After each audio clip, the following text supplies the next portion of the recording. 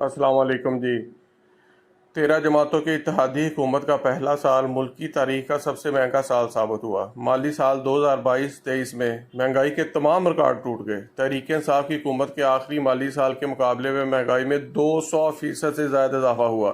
تفصیلات کے مطابق مالی سال 2022-23 کے اختتام پر مہنگائی کی سالانہ مجموعی شرح سے متعلق اعداد و شمار جاری کیے گئے ہیں۔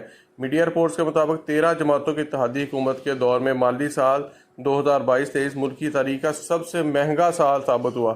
بتایا گیا ہے کہ تحریک انصاف کی حکومت کے آخری مالی سال 2021 میں مہنگائی کی سالانہ شرح 9.50% تھی، جو رواں سال 30 جون کو ختم ہونے والے مالی سال پر 200% سے زائد اضافے میں 29.18% رہی۔ ماشاءاللہ، مہنگائی کے حوالے سے اعداد و شمار کے رپورٹ کے مطابق سال بھر میں چائے، آٹا، چاول، آلو، مرغی، دالوں سمیت سب کچھ مہنگا ہو گیا۔ ویلکم ٹو پرانا پاکستان۔ میاں جدو آئے گا لگ پتہ جائے گا۔ ایک سال میں سگریٹ کی قیمت میں 129%، چائے میں 113%، گندم کا آٹا 90%، چاول 73%، آلو 65% اور گندم 62% سے زیادہ، مرغی 58% اور دال مونگ 50% سے زیادہ مہنگے ہوئے۔ یہاں واضح رہا ہے کہ مئی 2023 میں ملک میں مہنگائی بڑھنے کا 76 سالہ ریکارڈ ٹوٹ گیا۔